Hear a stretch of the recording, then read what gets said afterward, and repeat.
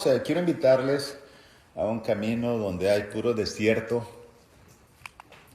Quiero traer la atención de ustedes para hablar de un hombre que se hizo cristiano en el camino. Los primeros cristianos se convirtieron en cristianos en Jerusalén. Había lugares para bautizar ahí. Hasta la fecha, arqueológicamente existen lugares pequeños, ¿cómo se le podría llamar? Pozos, ahí con escaleras de piedra a un lado del lado este del templo de Jerusalén. Y había agua en realidad por todas partes. Estaba el estanque, Siloé, Betesda, había agua. Y muchos se bautizaron, como 3,000 o como 5,000, ya como 9,000, los primeros cristianos. Un cristiano se convirtió en la cárcel y también encontraron agua aquella misma noche. Se hizo cristiano en una noche, de un día a otro día. En la Biblia también, una mujer que no esperaba hacerse cristiana, se hizo cristiana en la orilla de un río, donde fue a orar simplemente con mujeres. Es posible que no había quien estuviera para leer la ley, o no había una sinagoga por inferencia, y llegó Pablo y otro hombre y de pronto le habló de algo que ella no sabía, abrió su corazón y se bautizó. Esa mujer se llamaba Lidia, cerca de un río. Algunos de ustedes se hicieron cristianos aquí en el área de Louisville, Flower Mound, y otros nosotros allá en México, en otras partes. En una reunión de series, algunos dicen que se bautizó en una serie, había agua tibia, y otros sin agua tibia, con agua fría. En fin, hermanos, yo quiero, en esta ocasión, es un sermón y este sería un bosquejo narrativo muy diferente a los demás, nada de ir para muchas partes y muchos, ¿cómo se dice?, subdivisiones. Quiero, de una forma simple, que usted usted que está con nosotros y todos aquellos que me escuchan, para enfocar nuestra vista, nuestra atención en este hombre que se hizo cristiano en el camino. Hermanos, hoy en día, desde luego, es necesario que nos preguntemos quién es un cristiano. ¿Quién es un cristiano? ¿Cómo se convierte una persona en un fiel seguidor de Jesús? La Biblia tiene respuestas para ello. Haciendo qué cosas se puede llegar a ser un cristiano o una cristiana. El concepto de mucha gente hoy en día sobre qué es ser un cristiano es muy diferente a lo que la Biblia enseña. Por la edad que yo tengo, hay mucha gente en mi país de origen, que es México, especialmente al sur de México, que la palabra cristiano es para cualquier persona que pasa cerca de casa. Dice, ay, pasó un cristiano, pobre cristiano, lo atropelló un caballo, mira. Y así, desde este concepto tan limitado en costumbres de nuestro país, es una persona, un cristiano, ¿verdad? Pasó un cristiano, para hablar de un ser humano. Pero hermanos, también en el ámbito religioso, mucha gente dice, bueno, yo soy cristiano, yo soy cristiano. Y este tema trata precisamente de por qué Dios eligió a un hombre para que se convirtiera en cristiano en el camino, y un hombre que Dios puso todos los elementos y los requisitos para convertirse en un verdadero cristiano. ¿Quiere decir que los 3,000 no fueron cristianos? Sí, pero no están reunidos todos los elementos. Y quiso Dios para que en el futuro, cuando íbamos a vivir nosotros, no hubiera ninguna duda, dijo Dios en su finita providencia, voy a poner en la Biblia un caso de un hombre que se hizo cristiano y que usó todo lo que yo necesito para que alguien se convierta en cristiano. Porque hoy en día hay muchos cristianos, pero no cumplen con todos los expectativos requisitos que Dios pone para que uno se convierta en cristiano. Así es que, hermanos, gracias a Dios por ello. Este es un ejemplo perfecto. Así que los invito, si usted tiene una Biblia, abra su Biblia en Hechos capítulo 8, vamos a leer versículo 26 al 40. Y vamos a mirar, hermanos, cómo es que este hombre se convirtió en cristiano bajo las expectativas que Dios esperaba y Dios puso. Muy bien, empecemos leyendo en Hechos capítulo 8 y en el versículo 26. Dice que un ángel del Señor habló a Felipe. Hago una pausa. Felipe, recordemos que fue un hombre que fue elegido en el capítulo 6 del libro de los Hechos Él tenía el Espíritu Santo, era un hombre de buen hombre, respetable, y fue elegido por la multitud para que él ayudara en la distribución de los alimentos de las viudas. Posteriormente él fue a predicar a Samaria y estaba convertido, estaba ayudando en la conversión de mucha gente lo miraba, él tenía un don de hacer milagros y la gente estaba bautizándose. Pero de pronto el ángel lo interrumpió en esa tarea en Samaria y le dijo, quiero que vayas el camino que desciende de Jerusalén a Gaza. Y de una forma, hermanos, milagrosa, así él trabajaba en ese tiempo, mandó un ángel que le dijera a Felipe que interrumpiera el trabajo en Samaria. Entonces le dice el verso 26 que le habló un ángel a Felipe diciendo, levántate y ve hacia el sur por el camino que desciende de Jerusalén a Gaza, el cual es desierto. Así que, hermanos, ese camino, para que usted tenga geografía un poquito y tenga imaginación en este estudio, Jerusalén, básicamente, ahí está Jerusalén. Hay caminos actualmente para ir a Gaza. Algunos le llaman la Franja de Gaza ahora, no en el tiempo antiguo. ¿Okay? Había algunos caminos todavía antiguos, por ejemplo, este que baja a Belén, Hebrón y Marisa, y luego viene Escalón y baja por la ribera del mar Mediterráneo y llega a Gaza. Pero básicamente esta es, hermano, la conexión entre Jerusalén a Gaza. Dice, ve por el camino que es desierto de Jerusalén a Gaza. Así que dice la escritura que le dice que vaya. El verso 27, entonces él se levantó y fue. Sucedió que un etíope,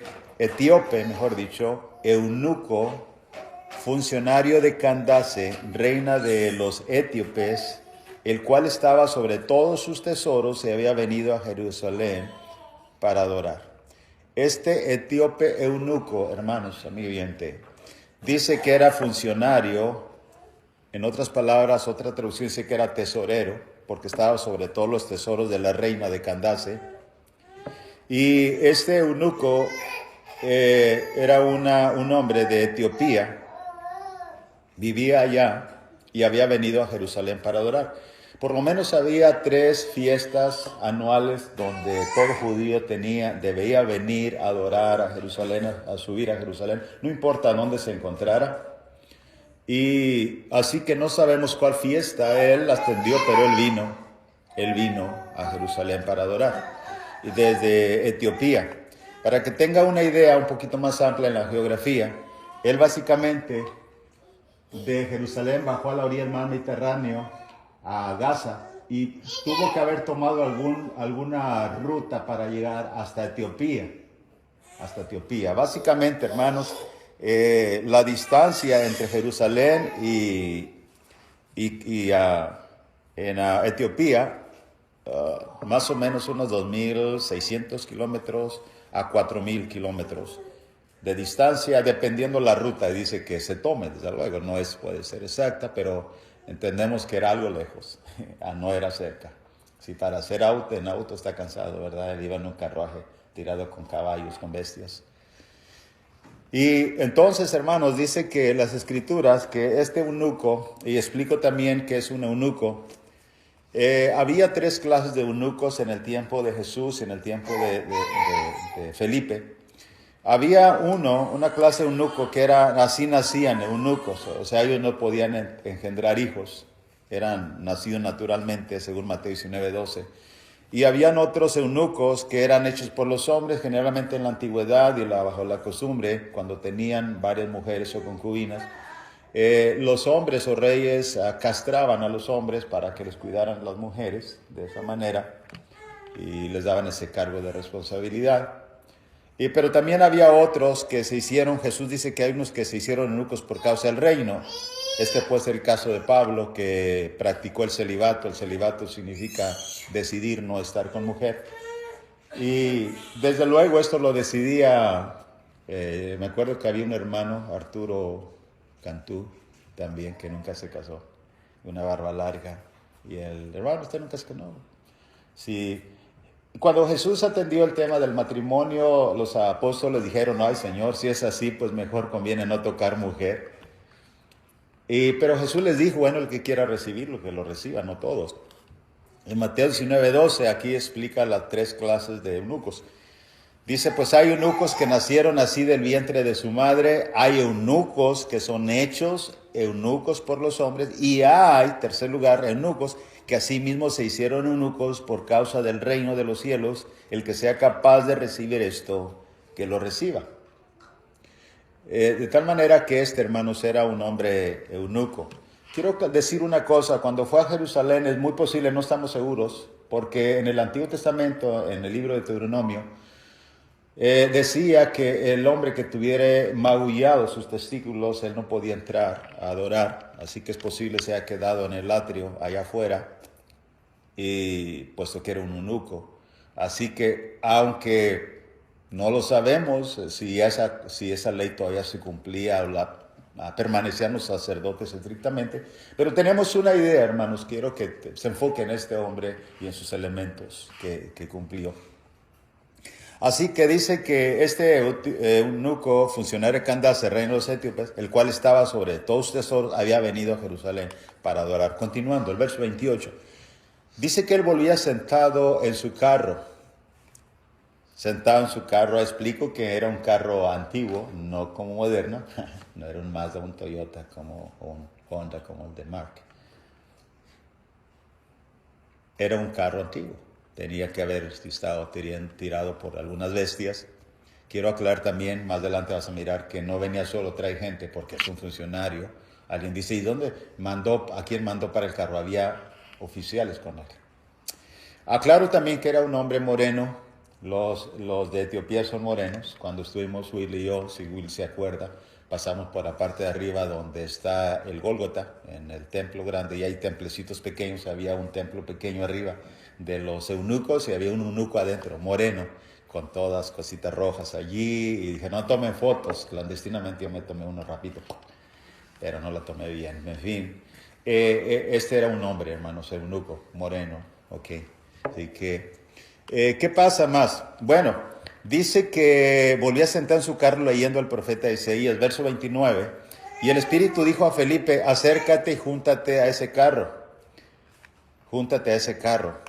Obediente Felipe, verso 30, le oyó que leía al profeta Isaías. Aquí hizo una inferencia uno. Para mí este eunuco era un hombre muy, muy interesado en las cosas de Dios. ¿Por qué? Número uno, venía de adorar y él seguía leyendo. Característica número dos, no leía en voz baja o como uno está leyendo en silencio. Este leía en voz alta. Y alguien dice, hermano, usted no puede decir eso. Claro que lo puede decir, y lo digo 2 veces. ¿Por qué? ¿Cómo le escuchó Felipe si estaba leyendo en silencio? ¿Ve? Eso se llama inferencia necesaria. Él estaba leyendo en voz alta al profeta Isaías. Y dijo, pero entiende lo que lees. Le dice Felipe, hombre, ¿entiende lo que lees? Y él dijo, ¿y cómo podré si alguno no me enseñare? Y quiero también hacer un paréntesis, explicar que Dios diseñó y estructuró que las personas nos enseñen. Cristianos capacitados que conozcan las Escrituras enseñen a otros.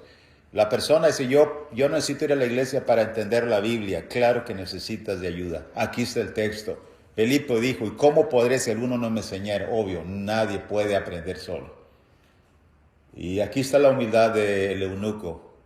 Te ruego que, dice, rogó a Felipe que subiese y se sentara con él. Iba caminando, quizás corriendo, algunos que corriendo porque es un carruaje de velocidad. Y ahí va, sube.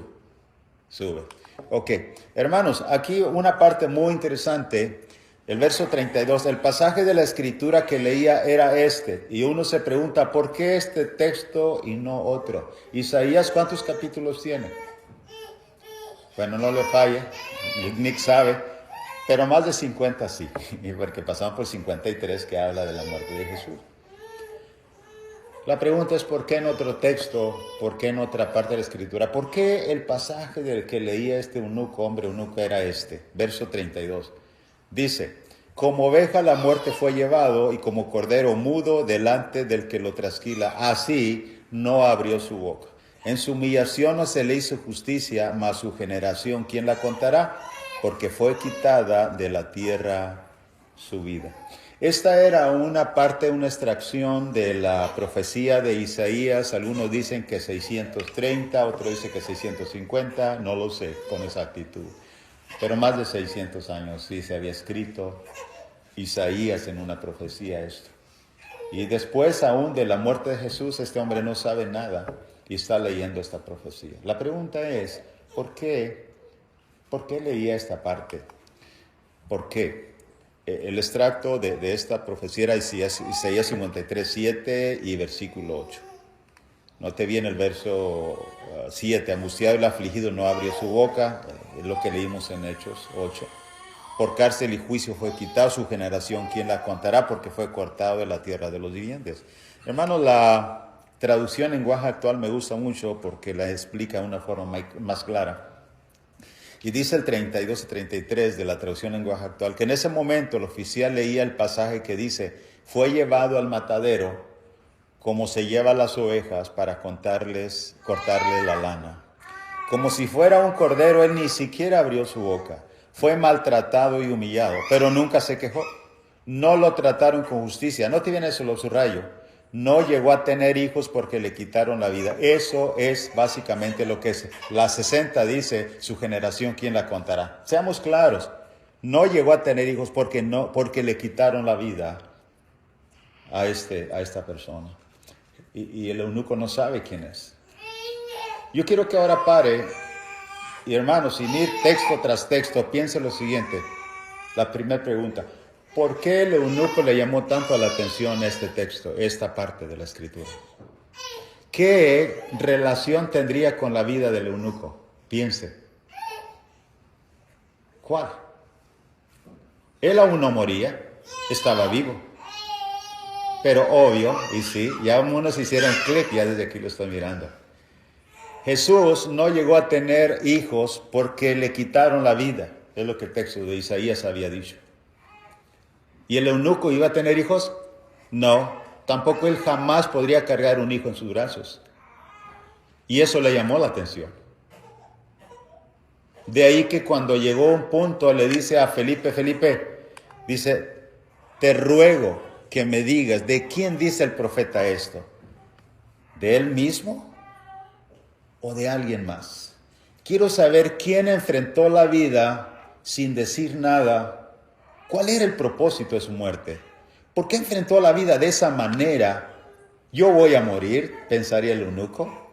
Tampoco dejaré hijos.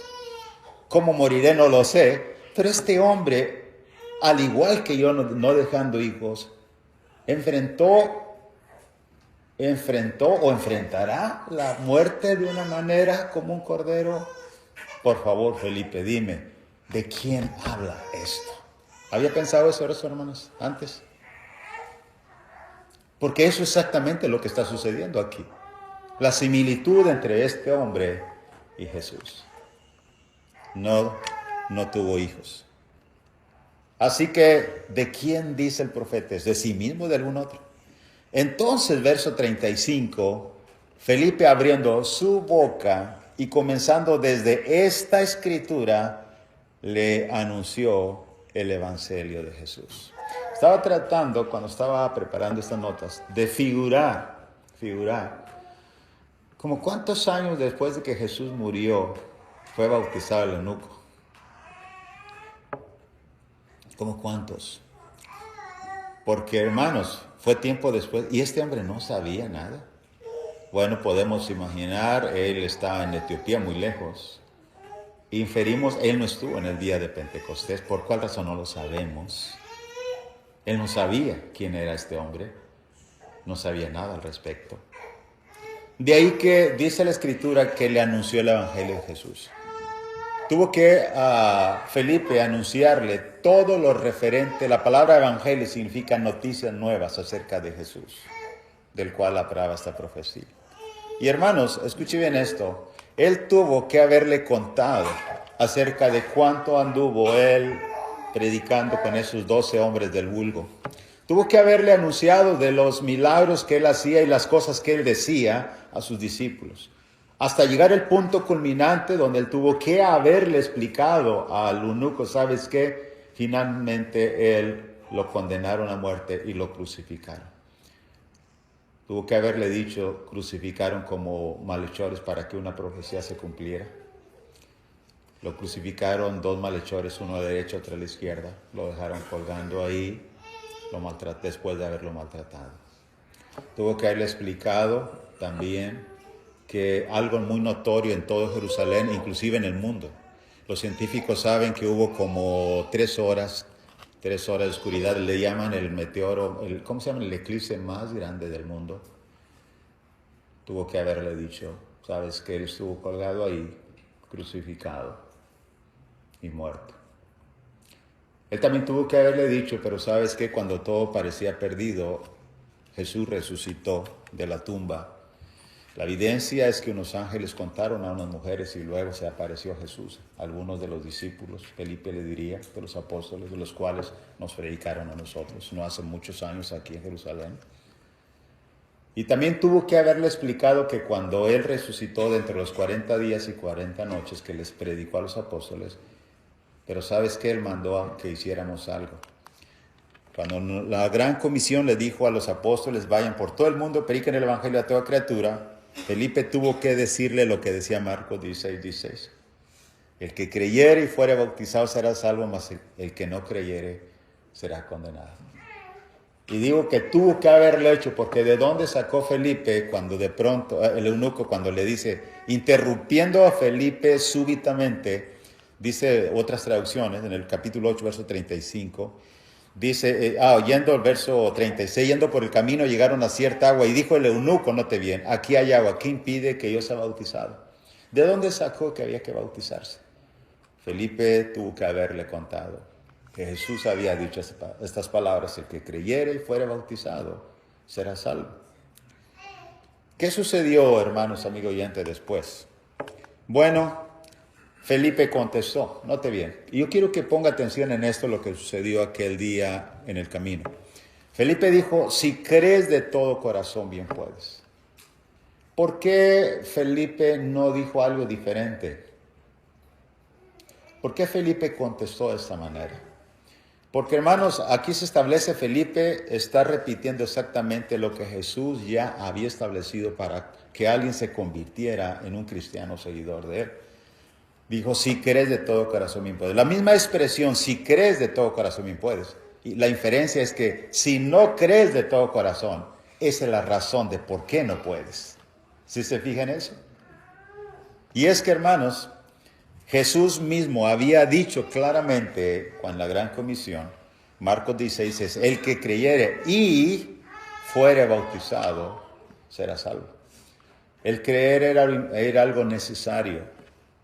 Algo necesario. Felipe necesitaba asegurarse y el eunuco de que no era una historia solamente contada, ficticia. Y el eunuco lo creyó. El eunuco lo creyó. Porque es necesario creer, como dice también Romanos. Dice, si cree todo corazón bien puedes. Y respondiendo dijo, note bien, verso 37, creo que Jesucristo es el Hijo de Dios. Y es que el confesarlo con su boca era necesario. Note bien, hermanos, amigos y oyentes, cómo una persona se convierte en cristiano. Felipe le anunció el evangelio de Jesús. Nadie puede convertirse en un cristiano si no se le predica antes. El oír constituye el primer paso, el evangelio. Después el creer. Y después el confesar, como dijo el eunuco, creo que Jesucristo es el Hijo de Dios. Romanos 10, 9 y 10 dice, versículo 9 especialmente, que si confesares con tu boca que Jesús es el Señor y creyeres en tu corazón que Dios le levantó de los muertos, serás salvo. También Mateo 10, 32 y 33, Jesús había puesto una condición antes de morir. A cualquiera pues que me confiese delante de los hombres, yo también le confesaré delante de mi Padre que está en los cielos. Verso 33. Y a cualquiera que me niegue delante de los hombres, yo también le negaré delante de mi Padre que está en los cielos. No te viene eso. De ahí que el eunuco dijo él, creo que Jesucristo es el Hijo de Dios. Note bien la palabra el 38, mandó para el carro. Cuando algunos me argumentan y dicen, hermano, usted está poniéndole más a la Biblia. ¿Por qué? Porque digo que iba a acompañar al eunuco. Entonces le digo, ¿y a quién mandó para el carro? ¿A quién? Ahora, por favor, un funcionario solo en pleno desierto, por favor, es absurdo. Él iba acompañado. Esos testigos, esos soldados que traía fueron testigos, porque el que me confiese delante de los hombres, había alguien más que Felipe ahí. ¿Y qué sucedió, hermanos? Dijo, creo que Cristo, el Hijo de Dios, confesó con sus labios. Jesús ha dicho, el que me confiese, yo le confieso. Hasta aquí podemos hacer 3 pasos claros. Oyó el Evangelio, creyó y está confesando. Fíjese, en un proceso consecutivo. Hoy en día, me pregunto si las personas que se convirtieron en cristianos ya llevarán estos 3 requisitos o pasos consecutivos. Pero no paró allí, siga conmigo la lectura, por favor. Dice el verso 38, y mandó parar el carro y descendieron ambos al agua. ¿Quién? Felipe y el eunuco. Y le bautizó. Aquí hay una pregunta. ¿Por qué descendieron al agua los dos? Si el bautismo hoy en día, el bautismo, el correcto es vertir agua sobre la cabeza, mojar la cabeza del candidato al bautismo. ¿Por qué Felipe no bajó solo, llevó agua en algo a la orilla y le puso agua en la cabeza a Felipe? ¿Por qué ambos tuvieron que bajar al agua? Eso habla, hermanos, argumento que el bautismo no es ese bautismo, echar agua, poner agua en la cabeza. Es una sepultura total en agua. Los dos tuvieron que bajar al agua. No te viene el 39 cuando subieron del agua. Ahora, descender el agua significa una sepultura total. En otras palabras, él tuvo que parar su carro, parecido así. ¿Y por qué lo ponen así? Porque, ¿te acuerdas del faraón? De hecho, el faraón tenía un carruaje similar, nomás que tenían de cinco, ¿cómo se le llaman? En medio, lo que lleva allí, no sé cómo se le llama. Inclusive era de oro las llantas del carruaje de faraón. Y era algo similar. Ahí que paró su carro, tuvieron que bajar ambos al agua para poder bautizar. Ahora, el significado del bautismo, una vez pregunté a una persona que me dijo, hermano, yo me bauticé, iglesia X, ¿no? Yo ya estoy bautizado, ya soy cristiano. Le dije, bueno, pregunta, usted o yo, y cuando creyó, confesó inmediatamente, en ese momento que creyó. Y después de que confesó, se bautizó inmediatamente. Dijo, no, yo creí. Oraron por mí, acepté a Cristo, pero hasta como 2 meses después me bautizaron. Está separado el bautismo del creer. Y confesó, dijo, no lo confesé con la boca. Bueno, hay algo que falta. Y hermanos, hoy en día hay muchas formas de serse cristiano, pero son incompletas porque no siguen el patrón de la Biblia, del Nuevo Testamento. Así que, ¿qué es? Pregunté, ¿y qué sabe? ¿Le explicaron qué era el bautismo? Dijo, no supe qué era el bautismo. Ok.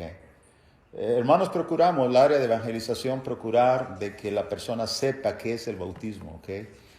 Y que sepa cuál es la razón que lo mueve a bautizarse, no sea otra cosa más que Jesús, que es requisito fundamental para que permanezca en el cristianismo. Note bien, ¿qué es el bautismo? Muerte, sepultura, resurrección. Vea conmigo la definición del bautismo, por favor. Primero, dice 6:5. Porque si fuimos plantados juntamente con Él en la semejanza de su muerte. Número 1, nosotros vivíamos para nosotros mismos, pero luego renunciamos a nuestra vida y somos crucificados juntamente con Cristo. Renunciamos a nuestra vida pasada, ¿ok? Luego, número 2, somos sepultados juntamente con Él para muerte por el bautismo, ¿ok? Muy bien, Jesús fue sepultado totalmente en una tumba. Pregunto, cuando la persona pone agua sobre la cabeza, ¿sepultaron solamente la cabeza de Jesús? No, lo sepultaron totalmente. Entonces la persona tiene que ser sepultada totalmente en agua. Algunos quieren sacar un dedo, un pie, ¿verdad? Y no, vuélvalo a sepultar porque eso es lo correcto. Jesús fue sepultado totalmente. De ahí, en segundo lugar, note bien, resucitamos con Cristo. Siguiente paso, verso 4, a fin de que como Cristo resucitó a los muertos de la gloria del Padre, así también nosotros andamos en vida nueva. 6:5, así también los seremos en la resurrección. Ahí es muerte, sepultura y resurrección. Los primeros, si alguien quiere ir al cielo, levantando su mano. Los primeros 3 pasos con Cristo, ¿dónde son? Pedro dice que nos dejó ejemplo para que sigamos sus, ¿qué? Sus pisadas. ¿Cuáles son los primeros 3 pasos que das tú con Cristo Jesús en el bautismo? Y tu bautismo no fue muerte, sepultura, resurrección. No, diste los 3 pasos primeramente con Cristo. ¿Ves eso? El eunuco bajó al agua y subieron del agua. Note bien, Felipe 38 mandó para el carro, descendieron ambos al agua, Felipe y el eunuco, y le bautizó. La palabra le bautizó es una palabra en la Biblia griega que es baptizo. Significa inmersión, sumergir, introducir por completo. Eso es el bautismo. En teoría y en la práctica. Eso es. Así que hermanos, 39, la pregunta es, ¿por qué se bautizó tan pronto? Dice, hoy en día hay iglesias que dicen, hermanos, para abril, que no está tan frío, hay bautismo, o sea, nótense los jóvenes que no se han bautizado. Y porque eso es real, no estoy criticando ni juzgando, esa es la realidad. La pregunta es, ¿por qué el eunuco se bautizó tan pronto? ¿Por qué? Los 3,000, Saulo de Tarso, el carcelero, Lidia de Tiatira, etcétera, etcétera. ¿Por qué se bautizaron tan pronto? Todos tan pronto, no esperaron ninguno, incluyendo el eunuco. ¿Por qué? Imagine que usted tiene las manos sucias. Y si hay 2 agentes, que es agua y jabón, ¿qué es lo comúnmente que haríamos nosotros? Pregúntese eso. ¿Alguien tiene las manos sucias y dura, aunque hay agua y jabón cerca, dura con sus manos sucias? ¿Alguien levanta la mano? Nadie. Todos pronto queremos lavarnos las manos. Figuradamente así es, hermanos, cuando nosotros sabemos que nuestra vida está sucia, no tenemos una relación con Dios, lo más común es que queremos arreglar la relación con Dios. Y queremos hacerlo pronto, especialmente si hay agua para bautizarnos y la sangre de Cristo sigue limpiando. Entonces, hermanos, especialmente, ¿para qué es el bautismo? Alguien dijo, es una confirmación, hermano. Ya fui salvo a la iglesia donde yo iba cuando era pequeño con mis abuelos. Se convertían muchos en cristianos, pero era durante la reunión, ningún bautismo. Esto era hasta abril, creo, con mis abuelos. Y solamente con creer eran cristianos. La pregunta es, ¿y para qué es el bautismo? Es un sello, alguien dijo, es una confirmación. ¿Eso dice la Biblia? ¿Qué dice la Biblia? La Biblia dice que es para perdón de pecados, Hechos 2:38. Pero les dijo a los 3,000, arrepentíos y bautícese cada uno de vosotros en el nombre de Jesucristo para perdón de los pecados. ¿Ve eso? Es para perdón de los pecados. Cuando Ananías le dijo a Saulo y también le fue y recobró la vista, Hechos 22:16, le dijo Ananías a Saulo, ahora pues, ¿por qué te detienes? Levántate, bautízate y lava tus pecados invocando su nombre. Hemos dicho que si yo acepto a Cristo en enero, pero lo acepté en el corazón y ya soy cristiano, ya soy salvo de los pecados, ¿cómo si todavía no me los perdona? Hechos 2:38, porque el bautismo es para perdón de los pecados. No he lavado mis pecados en el bautismo. ¿Se ve en eso? De ahí, hermanos, que el eunuco, ¿por qué se bautizó tan pronto? Porque él entendió que necesitaba ser bautizado. Verso 39, cuando subieron del agua, el Espíritu del Señor arrebató a Felipe. ¿Qué significa? Y no le vio más de una manera milagrosa. Ya no está Felipe aquí. Y Felipe de pronto no lo vio más. Inclusive en su vida ya no lo volvió a ver. Ha pasado eso que alguien bautiza a alguien y ya nunca lo vuelve a ver. Pero siguió gozoso su camino. Hermanos, el gozo, amigo oyente, del que se convierte en verdaderamente cristiano, su conciencia le dice que hizo exactamente todo lo que tenía que hacer. Jesús dijo en Lucas 15:7, os digo que así habrá más gozo, hablando de la oveja que se perdió y las 99 que se quedaron. Note bien, así habrá más gozo en el cielo por un pecador que se arrepiente que por 99 justos que no necesitan arrepentimiento. Este hombre eunuco que le impactó esa historia, esa parte de la profecía de un hombre que fue cortado y nunca tuvo hijos. Él tampoco tendría hijos, pero ahora tenía una esperanza y tenía un nuevo propósito en su vida. Un gozo de la salvación que nadie podía quitarle. Escuche bien esto. Alguien dice, ¿y dónde se iba a reunir? No busque. La historia no trata de iglesias locales y dónde se iba a reunir, pero le digo una cosa. Hay una teoría para aquellos que tratan de figurar. No, es que la historia está incompleta. No, la historia está completa. Se trata de ¿qué necesitas para serte un cristiano? Un poco de esto, hermano, nada más para que si alguien nos pregunta. Miren, ¿qué judíos estaban en Jerusalén el día de Pentecostés? Hechos 2:10, lea esto conmigo. Dice, ¿cómo les oímos hablar en nuestra propia lengua, los que hemos nacido partos, medos, elamitas, los que habitamos en Mesopotamia, en Judea, Capadocia, Ponto, en Asia, ahorita les enseño un mapa, en Frigia, Panfilia, Egipto, y mire, las regiones de África. ¿Dónde está Etiopía? Regiones de África. Mire, hermanos, en esto, ¿ok? Los que habitamos Mesopotamia, Ponto, Bitinia, Galacia, etcétera, Egipto, África. Aquí está. Muchos de ellos se convirtieron en cristianos el día de Pentecostés y muchos tuvieron que haber regresado allá. Así que no se preocupe tanto dónde se iba a reunir. Hoy en día hay personas que han oído el Evangelio y dicen, es que en mi ciudad no hay iglesia, hermano. ¿Qué hago? Por eso no me convierto en cristiano. Dios va a proveer, créanlo. Aunque tengan que dejar un poco, Dios va a proveer. ¿Cómo termina la historia de este hombre que se convirtió en cristiano en el camino? Bueno, dice el 40, Felipe se encontró en Azoto y pasando anunciaba el evangelio en todas las ciudades hasta que llegó a Cesarea. Ya no volvió a Samaria, continuó su vida.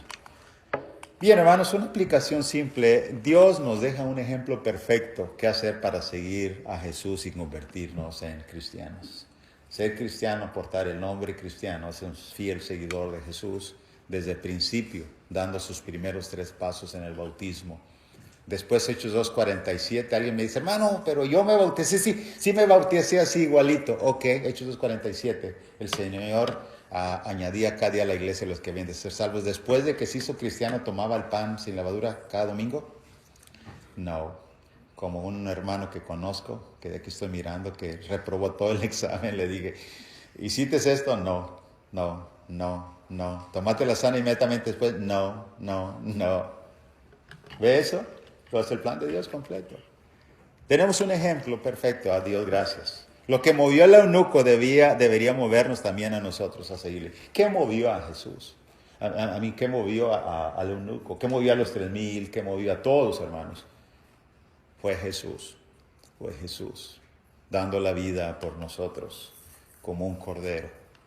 Dios nos invita, escuchen bien esto, a parar el carro de nuestras vidas. Él mandó parar el carro, literal, como lo dicen los muchachos, literal.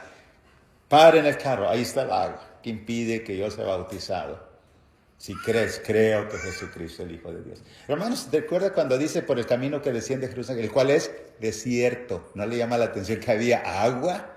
Y yo he estado por esos lugares y digo, Señor, qué hermoso. Alguien que te predica en el desierto. Alguien que hay agua de pronto en el desierto. Testigos en el desierto. Todo lo necesario. Usted, aquí atrás de mí hay agua tibia, y hay ropa. Hay personas que están visitando la iglesia en algún lugar del planeta. Y tiene todo lo necesario. ¿Por qué no manda para el carro de su vida y dice, yo creo que Jesucristo es el Hijo de Dios? ¿Por qué no le pide a alguien que lo baje a las aguas o le baje a las aguas? La pregunta es, hermanos, ¿qué impide que tú seas bautizado? ¿Qué impide? ¿Cuál es la razón? ¿Cuál es? Si Dios, su divina providencia, ha puesto todo lo necesario que impide que tú seas bautizado, como dijo el eunuco. Si crees, bien puedes. Vamos a estar de pie para cantar el himno 174, el Hijo Pródigo. El Hijo Pródigo, puestos de pie, por favor. Mientras cantamos el himno, hay alguien que dice, bueno, yo quiero hacerlo ahora. No quiero retardar más. Si tenemos todo quien bautice, tenemos testigos, quien oiga lo que voy a confesar, ya lo creo. No más falta decidirlo, pero lo decido hoy y quiero confesar a Jesús con mis labios y quiero convertirme en un verdadero o una verdadera cristiana. Puede hacerlo hoy, mientras cantamos el himno. Gracias.